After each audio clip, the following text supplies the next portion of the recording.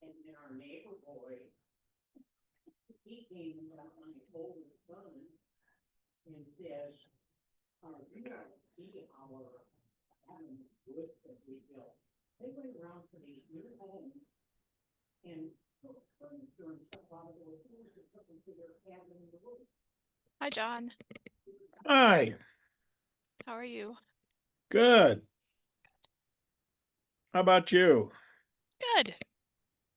It's a beautiful day. Hot and humid here. It's like Is this. it? It's like being in Georgia. Oh, wow.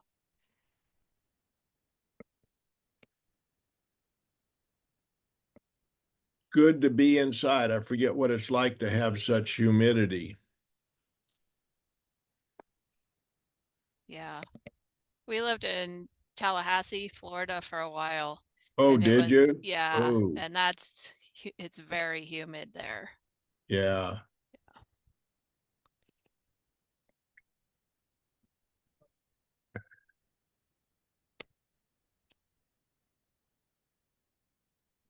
I'm trying to get to the Zoom here. What's going on?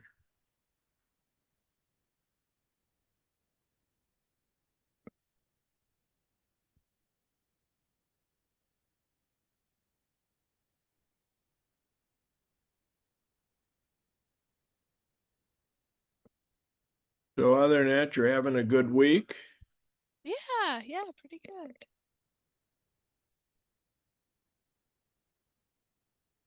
Are you seeing a picture of me?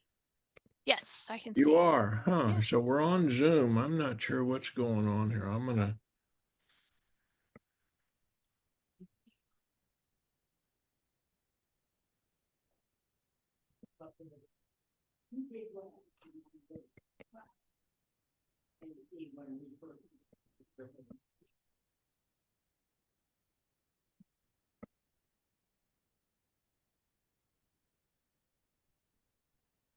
Oops.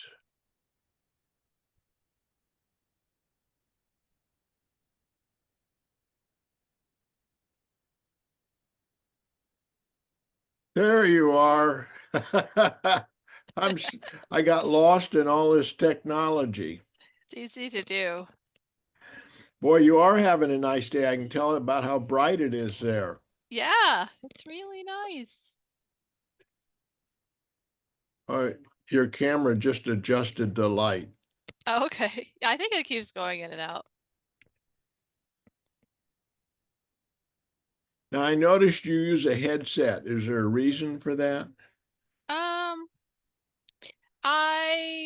not really.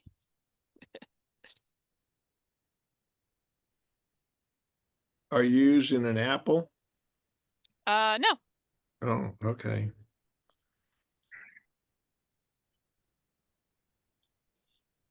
My son Paul got me into using Apple, and I can at this juncture in my life, it was easy to adjust to Apple from Microsoft because for what 40 years I used Microsoft, and Paul kept telling me to use Apple, use Apple, use. I don't want to change. I like what I've got, but today I've got Microsoft on my Apple computer. I bought an Apple Pro, and I'm real happy with it.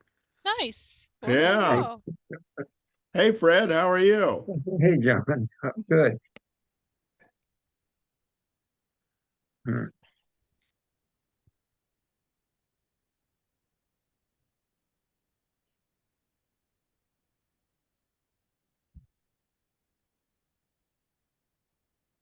I presume you're having a beautiful day also. Huh? We are, yeah. Spring, I think, is officially here now. Oh, good. Yeah, Do you have dogwood trees? we do, yeah. And they're all in bloom now. It's really Oh, are they? beautiful. Yeah, I love Yeah, that. yeah. That's what I miss from being in Oklahoma is I love seeing the dogwoods and the red buds and all those. We Hmm. don't have Yeah, those down here. yeah, yeah. But I think if you wanted to sell somebody on Greenville, you'd have them visit in April. It's 2 months. Yes. Yeah, Everything's in bloom. Yeah. yeah. That boy, I'll tell you that's sure true. When I first got out of the Navy, I had a number of people Mhm. trying to recruit me, and Mhm. we kind of thought, maybe living in Seattle might be nice. Mhm. I'd always heard good things about it. So they paid for a trip for my wife and I to go to Seattle. And, I'd been in the Navy, been gone for 14, 15 months. Anyway, we got up to Seattle and this was in July, like the 1st of July. And it was Mhm. spectacular. It was one of those days that driving across Lake Washington, I assume you've been there Mhm. before, and all that Never haven't. mountains. Yeah. I mean, I bought the deal before I even got a job offer. But then in Nice. October, the lights go out Right? Oh, and okay. it's rain, rain, rain until March. Oh, okay. Yeah, it's not pretty all winter Yeah. long. Anyway, Yeah. it's nice to have those precious days in the spring and what have you where Hmm. you can really enjoy it. Ah, I was telling Rachel, we had 5 inches of rain here last week, wow. and the humidity is god awful. We're just not used to that kind of humidity because it's Hmm. up about 85 degrees and with all the moisture. And the next thing we got to look for is mosquitoes. Hmm. Anyway, such is Yeah. life. Right? Yeah. Well, looks like we have an elite group tonight. Oh, we do. We have a few people. Yeah. So, Sue Hi, just Sue. clocked in. oh, oh, Sue. Okay.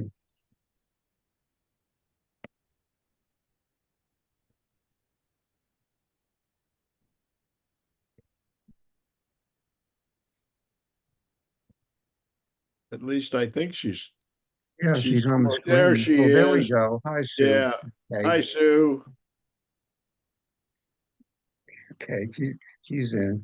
Okay. I guess the important people are here, so we can start. Harold's going to be in London, I think, for the next couple of weeks. Oh, So Oh, really? wow. Okay. yeah, Okay. yeah, he's on a business trip. Yeah. Um, okay. Actually, we're starting a new book this coming Shabbat. It's the Book of Leviticus, Leviticus. and yeah, a lot of it really is pretty weird. I mean, essentially, it's this long list of how the different sacrifices are supposed to be carried out. In fact, one of the names that the rabbis gave it was Torah HaKohanim, the instruction for the priests. And about 80% of it is really just kind of a handbook for the priests about all the details of how you do the various sacrifices. Um, so it's not really totally relevant because it has no relevance to modern Jewish practice, but it is kind of interesting in a way. It starts off with chapter 1, and it just kind of gives you a general overview of how to do a sacrifice. Somebody wants to read just the verses 1 through 4. Sure. Okay. And he, Called to Moses and spoke to him from the tent of meeting, saying, Speak to the Israelite people and say to them, When any of you presents an offering of cattle to the Lord, he shall choose his offering from the herd or from the flock. If the offering is a burnt offering from the herd, he shall make his offering a male without blemish. He shall bring it to the entrance of the tent of meeting for acceptance in his behalf before the Lord. He shall lay his hand upon the head of the burnt offering that it may be acceptable in his behalf, in his behalf and expiation for him. So, so apparently this guy has done some kind of sin. They don't specify the sin, but he's going to do a burnt offering. And what they mean by burnt offering is that most of the offerings, actually, the animal was not totally burnt up. The priest slaughtered the animal. The visceral organs of the animal were burned on the altar. And then the meat was cooked and the priest shared a meal with whoever brought the animal. But the burnt offering was different. With the burnt offering, except for the skin. The entire animal went up in smoke on the altar. It's Oh, called an olah, from the Hebrew verb Allah, to go up. Everything went up in smoke. So it was sort of the most radical of all the offerings. The word they use for excuse me, the word they use for offering is karvan, and it comes from oh. the Hebrew word karov, which means to bring near or to come near. So in essence, what you're doing with this, you're through this ritual, you're bringing yourself closer to God. You're bringing yourself near. Um, the other thing that's interesting about it is that the animal has to be without blemish. It has to be a perfect animal. Um, it's interesting. One of the prophets, I think it's Malachi, is actually accusing a lot of the people of bringing second-rate animal. You taking a sick or a useless animal that you can't use on the farm, and one way to get rid of it, you know, one way to get rid of it is to bring it to the priest, because you don't really need it anyway. It's kind of like guys, who take really bad stuff that nobody can use and donate it to Goodwill to get the tax deduction. A But worn out pair of socks. exactly, yeah, yeah. But theoretically, the animal has to be perfect. It has to have no blemishes at all. Um, and then he goes on for more of the details. But The fact, Fred, yeah, if it's a burnt offering and it's completely burned up, uh-huh. all it would be there would be ashes and maybe some bone And fragments. some bones. Yeah, that would be all that would be left So of it. how, I mean, Yeah. uh, the whether or not it's a perfect, unblemished animal is kind of like in the eyes of the beholder. Yeah, it is. I mean, basically, you wonder if the animal's going to be killed Can't give anyway. that old pair of socks with holes in it. I'm sorry, John, it's out of the question. Okay.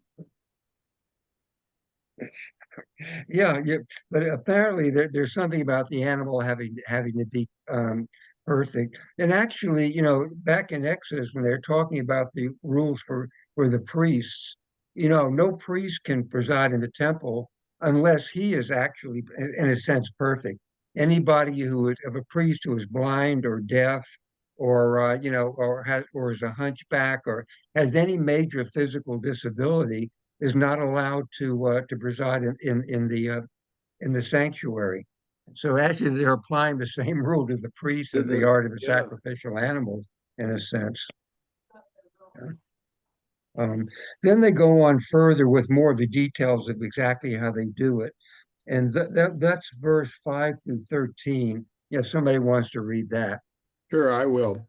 Yeah. Then he shall kill the bull before the Lord and Aaron's sons. The priest shall bring the blood and throw the blood against the sides of the altar that is at the entrance of the tent of meeting.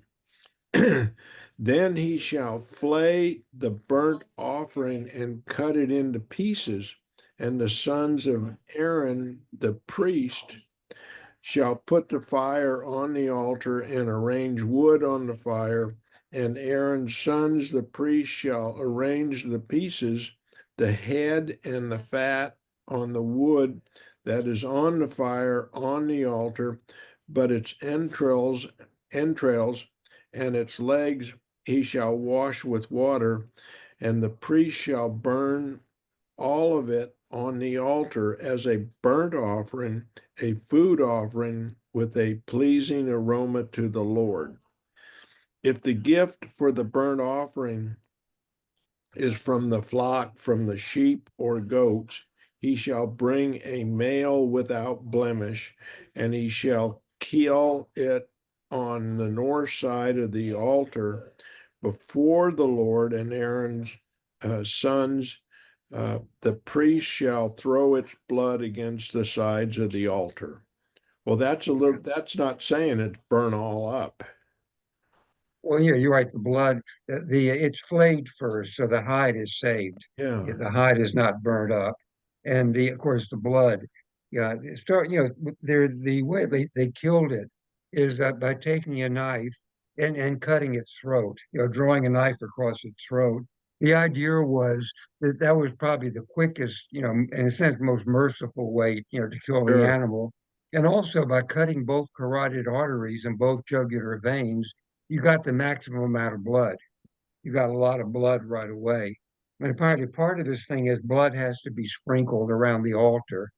And the belief was that blood really has some kind of a atoning effect for sin. Um, well, you see this actually symbolically in Christian theology, where Jesus is the Lamb of God who sheds his Mhm. blood, for the sins of the world. There's that old hymn, "Are you washed in the blood of a lamb?" So way back, then blood had this ability, to bring forgiveness of sin. Um, and then the other thing is interesting. In verse 9, it says, "For a burnt offering, an offering made by fire." And the usual translation of the next phrase is "a soothing savor to the Lord." The fat is supposed to create this really great smell. And I think it probably is like if you've ever been in a good barbecue restaurant, that smell when you walk in. Because what this basically really is kind of a barbecue if you come right down to it. And the idea, burning the fat on the altar, it creates this really pleasing smell, that comes up that apparently God likes. Okay. But the other thing, though, that what happens with somebody who can't afford an animal? A large animal can be expensive. If you're a farmer, let's say you only has a couple of goats or one cow Yeah. or three or four sheep, you maybe, you're feeding your family, you need the milk, you can't afford to give away an animal like that. So they really make provision for people who can't afford it. There's actually a graded system according, to how affluent you happen to be. For the people who can't afford a large animal, you have verses 14 through 17. Somebody wants to read that. Sure. And if his burnt offering to the Lord is from the birds, he shall bring forward his offering from the turtle doves, or from the young pigeons. And the priest shall bring it forward on the altar, and pinch off its head, and turn it to smoke on the altar. And its blood shall be drained on the wall of the altar. And he shall remove its crop with its feathers, and fling it by the altar to the east, to the place of the ashes. And he shall tear it open by its wings, he shall not divide them. And the priest shall turn it to smoke on the altar, on the wood that is on the fire. It is a burnt offering, a fire offering, a fragrant odor to the Lord. So this is somebody who can't afford a sheep, but most people can get a couple of pigeons or a couple of doves. The way the priest kills it really is kind of gross, though. I don't know why, they do it pinching off the head of a bird. Really sounds gross. But that would be for someone who was, relatively poor. But then there are people who can't even afford that. And then you have a third layer, which starts with chapter 2. And this is the grain gift. And that's chapter 2, 1 through 16. If someone wants to read that. Sure, Sure, I will. oh, I can, When anyone brings a grain offering as an offering to the Lord, his offering shall be of fine flour. He shall pour oil on it and put frankincense in it, and bring it to Aaron's sons the priests, and he shall take from it a handful of the fine flour and oil with all of its frankincense, and the priest shall burn this as its memorial portion of the on the altar, a food offering with a pleasing aroma to the Lord. But the rest of the grain offering shall be for Aaron and his sons. It is a most holy part of the Lord's food offerings. When you bring a grain offering baked in the ovens as an offering, it shall be unleavened loaves of fine flour mixed with oil, and unleavened wafers smeared with oil. And it shall in your offering is a grain offering baked on a griddle. It shall be of fine flour unleavened mixed with oil. You shall break it in pieces and pour oil on it. It is a grain offering. And if your offering is a grain offering cooked in a pan, it shall be made of fine flour with oil. And you shall bring the grain offering that is made of these things to the Lord. And when it is presented to the priest, he shall bring it to the altar.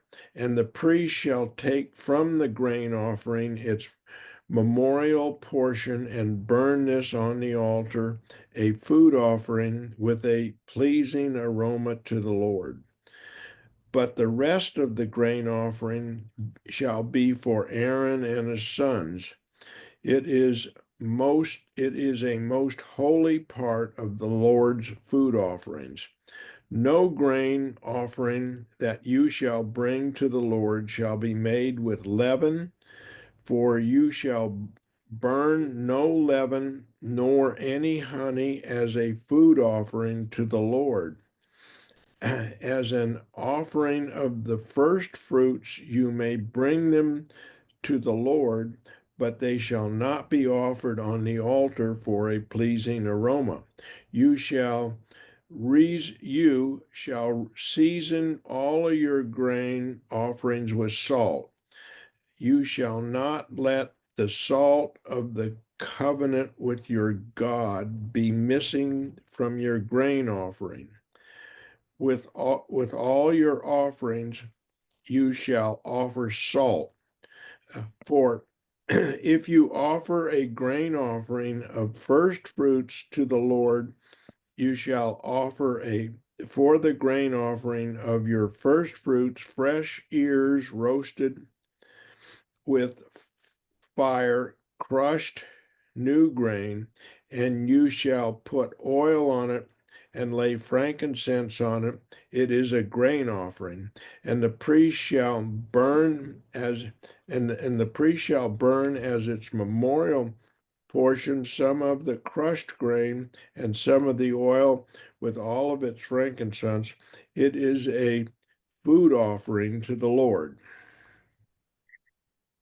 Yeah, what strikes me is how complicated this is. We've only read, basically just 2 chapters of this long book, and then look at all the stuff that a priest has to know. It's it's really amazing. Um, the priest basically had to be, the best educated people, of the entire of all of Israel. I mean, they had to be literate. This stuff must have been written down somewhere.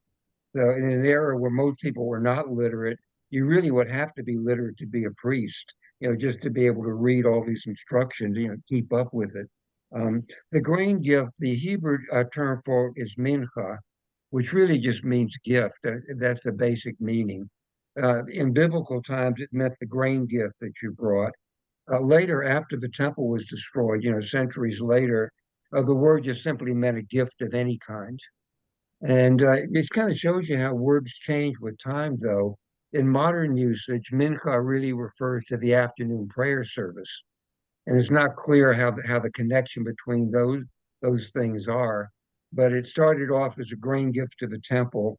Then, after the Roman period, it became a gift in general. And in the modern last few centuries, it's used to refer to the afternoon service, which really doesn't have any connection, to the grain gift.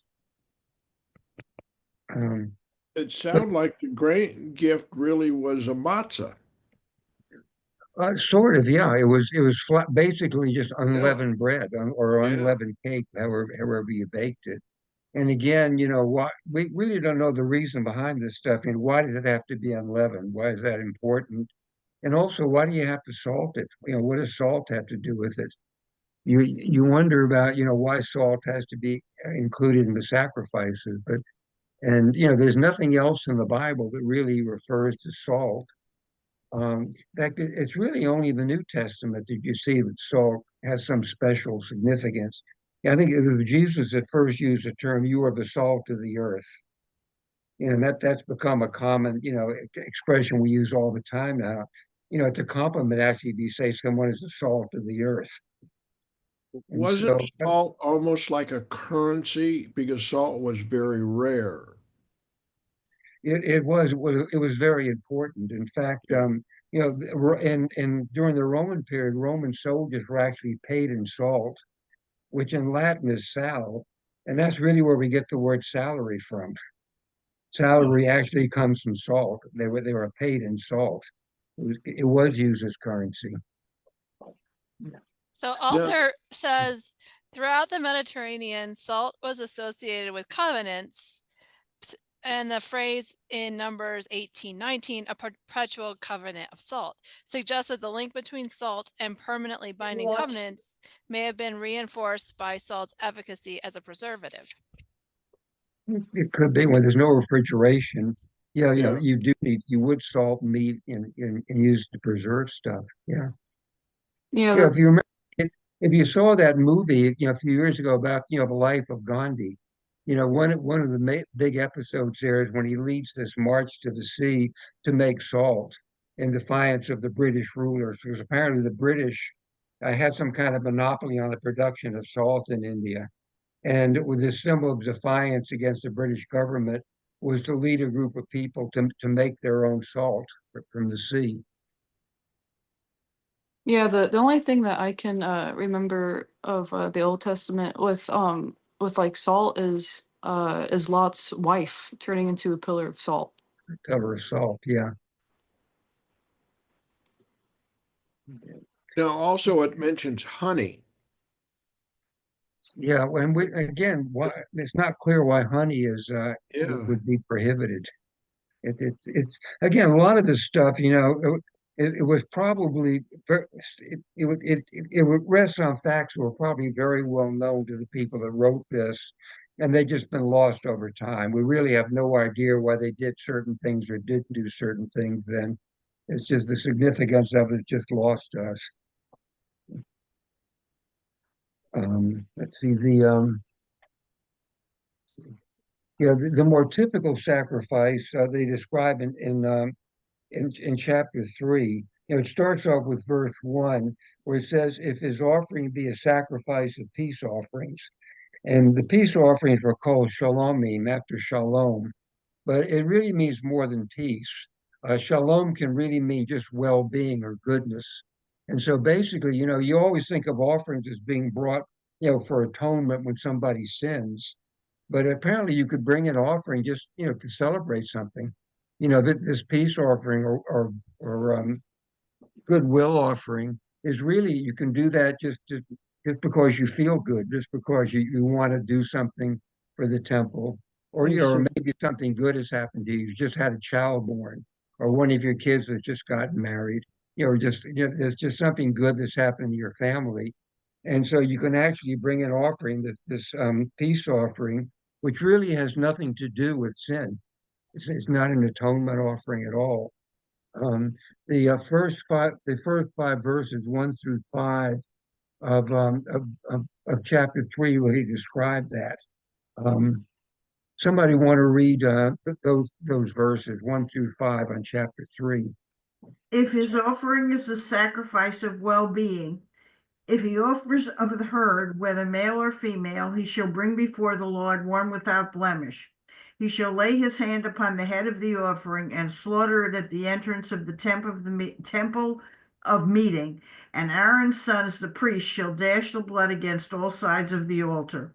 He shall then present from the sacrifice of well-being as an offering by fire to the Lord, and the fat that covers the entrails and all the fat that is about the entrails, the two kidneys and the fat that is on them, that is in the loins, and the protuberance on the liver, which he shall remove with the kidneys.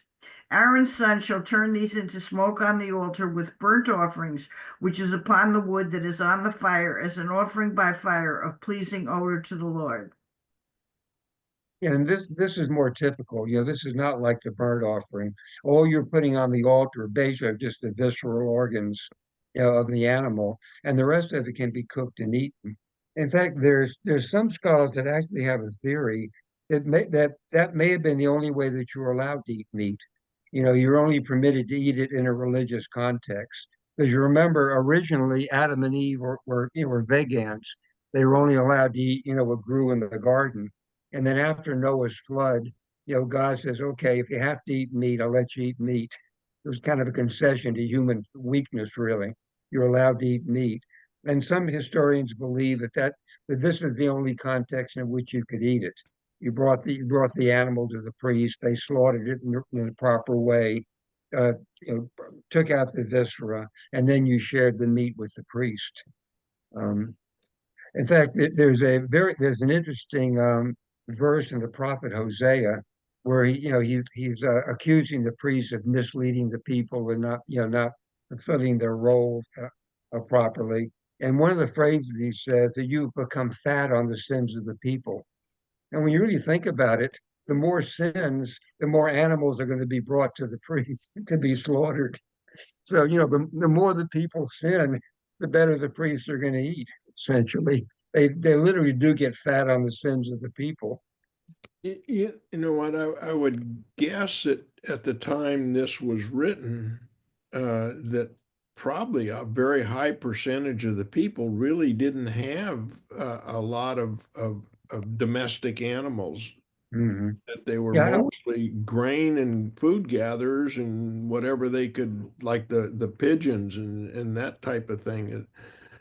yeah, You yeah. I know, would think, I'm talking about the poor class. I was thinking, except for the wealthy, eating meat Yeah, was not an everyday thing. I yeah. mean, taking one of your animals and slaughtering it was probably really a big deal. Economically, it would be like, buying a new car or something. It really was a major, Yeah, you're just right, Fred. That's a good major outlay, really. sure. And so, maybe, for a family that wasn't that affluent, this is maybe something you'd only do maybe 2 or 3 times a year, Yeah. and you're pretty much a vegetarian otherwise. And the rest of that chapter is really just more of the same, more of the details. Um, yeah, chapter 4 is kind of interesting. Chapter 4 starts off, the Lord spoken to Moses, saying, "Speak unto the children of Israel." He says, "If one should sin through error, um, in any of the things which the Lord hath commanded not to be done, and shall do any of them." There was he does something that the Lord says, "Thou shalt not do." If the anointed priest shall sin, so as to bring guilt upon the people, then let him offer for his sin. Um, and these probably what they're talking about, are not the major sins. I mean, because things like you're not going to kill somebody by mistake, or by not knowing what the rule is, sinning through error. So things like, murder, theft, adultery, that kind of thing. That's not something you do through error. And so what most of the commentators think they're talking about is if you break like one of the ritual purity rule, you mix together foods that are not supposed to be mixed together. You eat food that from an animal that you're not supposed to eat food from, or you become impure through contact with a dead body or other sources of impurity. Things that you might do accidentally. These are not major felonies. These are just kind of what we would call relatively minor sin, ritual, type laws that you've broken. And then it goes on. It's basically the same thing. In verse 3, when it says, "When the anointed priest shall sin so as to bring guilt upon the people," the later rabbis interpreted that as the priest made a ruling, an improper ruling about some activity, and then the people did it so that everybody sinned because the priest made a mistake. And then, the priest has to atone for that. And then if you go to verse 13, there's another really strange thing there. It says, "If the whole congregation of Israel shall err, the thing being hid from the eyes of the assembly, and do any of the things which the Lord commanded not to be done and are guilty." And you think, how does all of Israel sin? How do they all do the same sin? Um, and again, the rabbinic explanation for this is that if their leaders, if not the priests, even let's say if the Sanhedrin in the Greco-Roman period made a ruling which turned out to be an improper ruling, and they realized it later on. And so people who followed that improper ruling would have sinned, and then everybody has to atone. So that's probably what they're getting at there. And then if you go over to chapter 5, um, then they go into different categories of sin. Um, Somebody want to read the first 6 verses, 1 through 6, on chapter 5? And should a person offend when he has heard a voice in adjuration, he being witness, or has seen or known, if he does not tell, he shall bear his punishment. Or a person who touches any unclean thing, whether the carcass of an unclean beast, or the carcass of an unclean domestic animal, or the carcass of an unclean crawling thing, and it be hidden from him, and he is unclean and guilty. Or should he touch human uncleanness of any of the uncleannesses with which one may be defiled, and it be hidden from him, and he be guilty? Or should a person swear to utter with his lips, whether for evil or for good, of all that a human utters in a vow, and it be hidden from him, and he know and be guilty one of these? It shall be, when he is guilty of any of these, he shall confess that concerning which he has offended, and he shall bring his guilt offering to the Lord for his offense that he has committed, a female from the flock, a ewe or a sheep-goat, as an offense offering, and the priest shall atone for him for his offense. And Okay. if Yeah, go ahead. And if his hand cannot attain as much as a sheep, he shall bring as a guilt offering for what he has committed 2 turtle doves or 2 young pigeons to the Lord, one for an offense offering and one for a burnt offering. So basically, they're giving different categories of sin. Which typically the way the Torah does is they just jumble up everything together. There's really no rhyme or reason to how they list these. The first one is kind of interesting in that somebody who apparently has been a witness to a crime, and he's asked to testify, um, and he refuses to for whatever reason. In other words, he doesn't come forward. When someone, this perhaps somebody's being accused unjustly of a crime, and this guy has information, that might acquit him, and for whatever reason he doesn't come forward.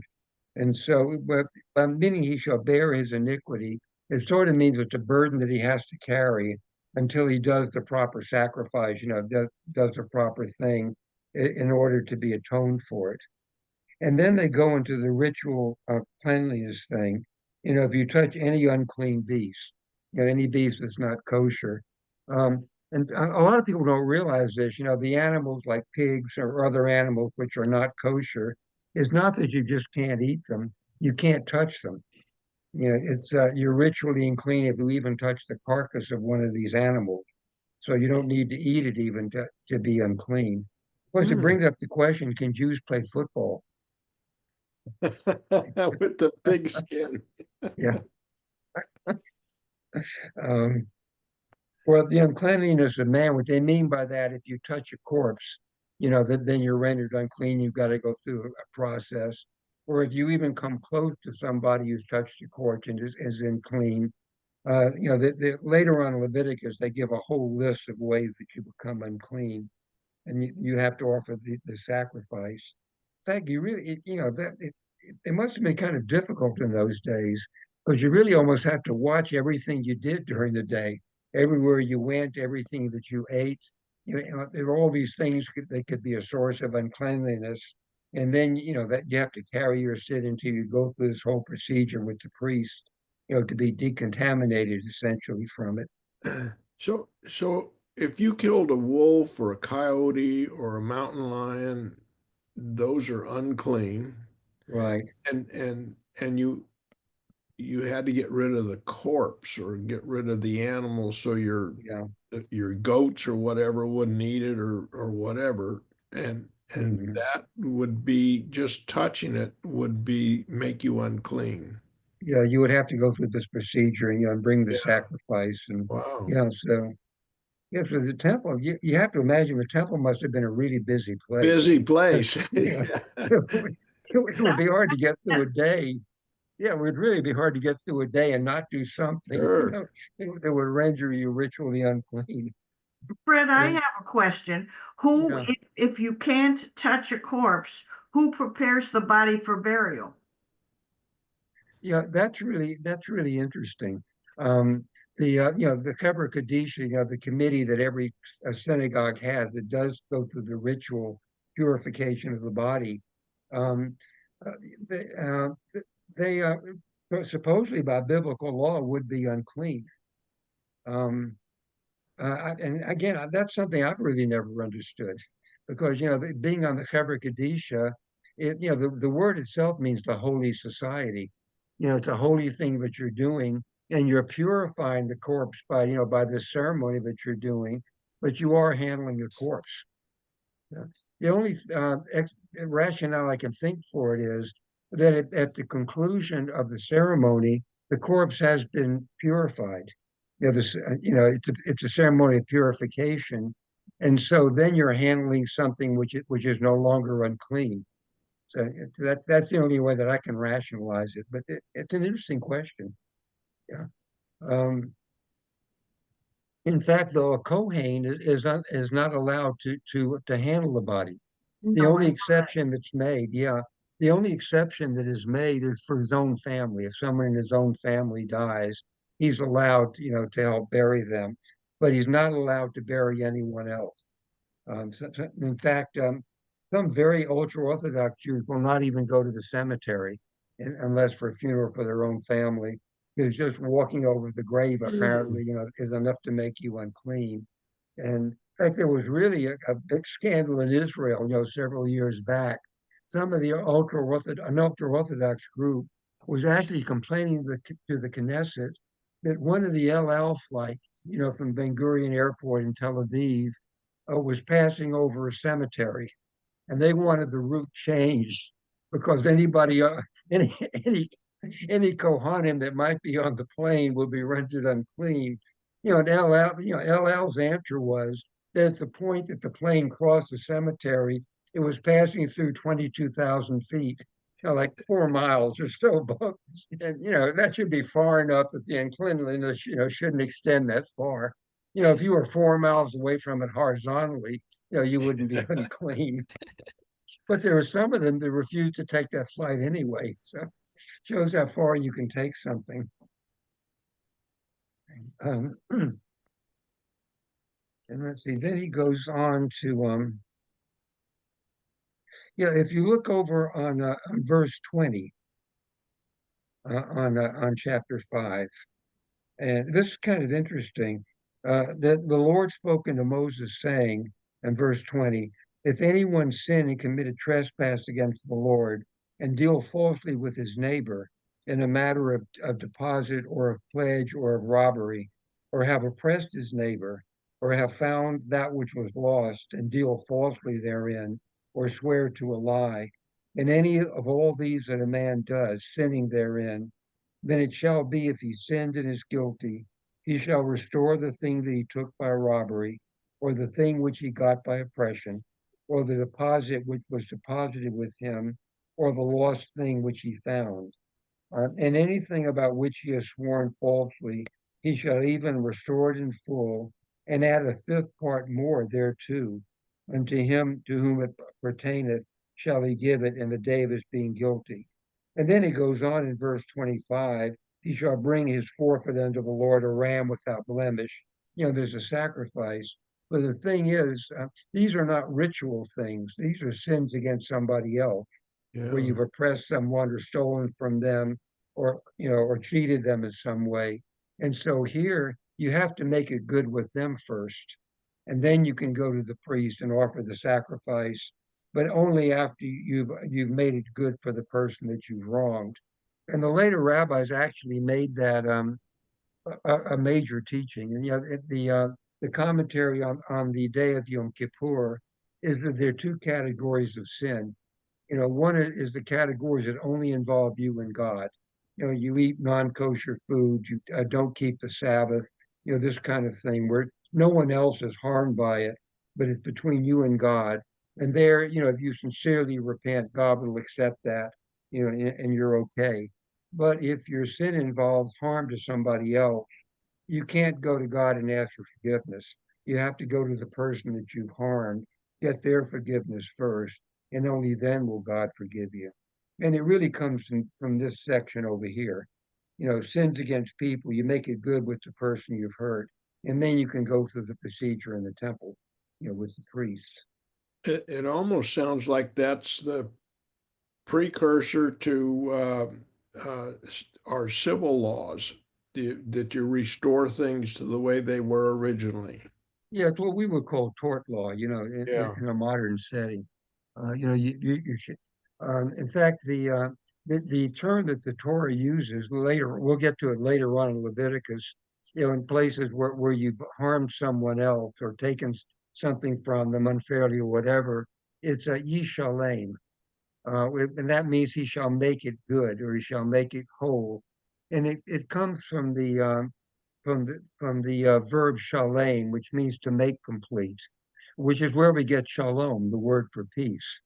And you know, so the shalom really means making things complete. So you know, to the rabbis, peace was not the absence of violence. A peaceful society is a just society when everybody has what they deserve, when no one has something that he's not entitled to or got wrongly. That's shalom. That's peace. And in fact, actually, we even have the equivalent, you know, the legal jargon now. Lawyers talk about making someone whole. Mhm. You know, when you're suing somebody over a tort, you know, the court awards money to make you whole again, which is sort of the English equivalent of ye shalem, you shall make it whole.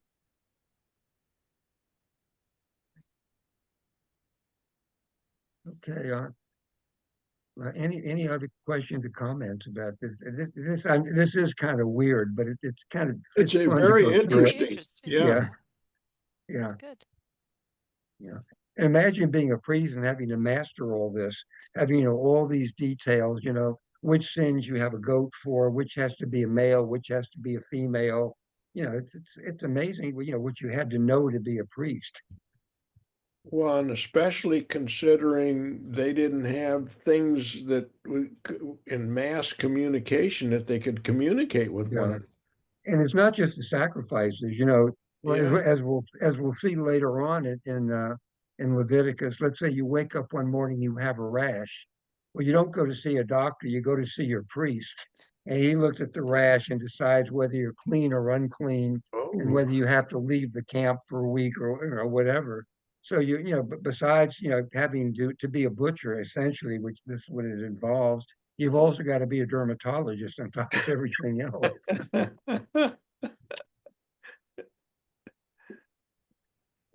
Would not But be we'll get into good to more. be in Texas at the moment. Oh, Yeah. what's that, Sue? I What? said it wouldn't be good to be in Texas at the moment with all the measles. Yeah. Oh, yeah. Right. Yeah. Well, actually, you know, I've never seen an article on that. Apparently, most of this is happening. There's a big Mennonite community in Right. West Texas, and apparently, it's a religious kind of thing. You know, they just don't believe in secular medicine, and so you know, it's a matter of religious faith for them, not to vaccinate their kids. Although, you know, two of them have already died. Maybe they'll change their mind after this. They've Yeah. already had two deaths from measles. Well, and it's spreading all over the country. Yeah, yeah, Yeah, because a lot of people haven't felt the need to do that because it's been, we were kind of the last generation where, as kids, we got the measles. yeah, I, exactly. I, Yeah, I said to one of my friends here who's a doctor, you know, do I need to get a measles booster? Because I have relatively young grandchildren, and he said, "Were you born before 1958?" I said, "Yes." He said, "You've had the measles." yeah. I had the measles. Almost So everybody I had had them the in I don't measles. Yeah. 1958. remember, Yeah, but I guess it was so contagious that if yeah, you had it. yeah. Nobody escaped it as a No. kid before that. It's one of the most infectious viruses known to man. It's Mhm. almost impossible not to get it before the vaccine. But you Yeah. know, there was an interesting editorial in the New York Times a couple of days ago about that, and it was given by a woman, you know, who has her kids vaccinated, but lives in a community where a lot of people are not vaccinating their kids, and she believes that a lot of it really stems from COVID. during the COVID years, people got all kind of contradictory, advice from the medical establishment. Mhm. You have to wear a mask. No, you don't have to wear a mask. You should close the schools. No, you really shouldn't close the schools. And for a lot of people, it kind of shook their faith in the medical profession. Do these guys really know what they're doing? And if they don't know what they're doing, maybe vaccines aren't necessary. It was just kind of a loss of faith, I think, in medical advice after COVID.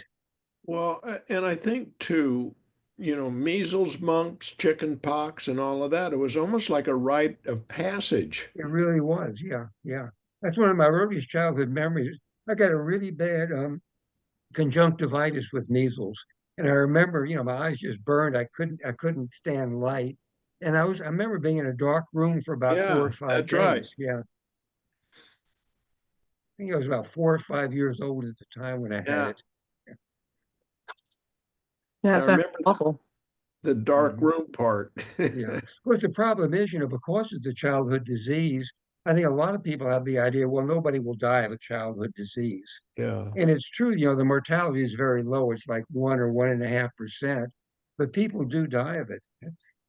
You can get measles encephalitis or measles pneumonia, and people die of that. Sure. But what I'm saying, Fred, is that we were the People last are dying from generation. taking too much vitamin A, Yeah. which is what Yeah. um Yeah. Kennedy the, says you should do. Yeah. Yeah. suggested that Yeah. taking massive doses of vitamin A. Where Right. did that come from, Fred? Who knows? I mean, he's Okay. God knows where he got that from. But I think John's right though. I mean, everybody I knew my age, had all the childhood diseases. It was a rite of passage, Yeah. to have them. I had mumps and I had chicken pox and I had measles, and everybody I knew I had all three of them. And you talk to young people today, they don't even know about them. Yeah. I'm not sure a lot of pediatricians could diagnose measles today if Yeah. they saw it. I mean, you don't see it during your residency. Yeah. Yeah. Yeah. And chicken pox was the worst. I've got chicken pox Mhm. scars all over me. Yeah. It's kind of interesting because, the chickenpox virus can come back later, be reactivated as shingles, Yeah. decades later. But now we have a bunch of cohort of kids who have gotten the chickenpox vaccine, the varicella vaccine. And it's interesting, we don't know yet when they get to be in their 50s and 60s, will they also be immune from shingles? Or Yeah. can the attenuated virus that's in the vaccine still cause shingles? We really don't know yet till enough of these kids get into the age group where you expect to see shingles. Well, Fred, so much for all of us old folks. Look at Rachel, she's Exactly. Yeah. smiling. Right. Okay. I had Okay. chickenpox, but I was vaccinated for measles, so hopefully I'll be all right. Okay. Okay. See you guys next week. All right. Okay, See thank you. you, Fred. Bye. Thank you Bye. all. See you next week. Uh,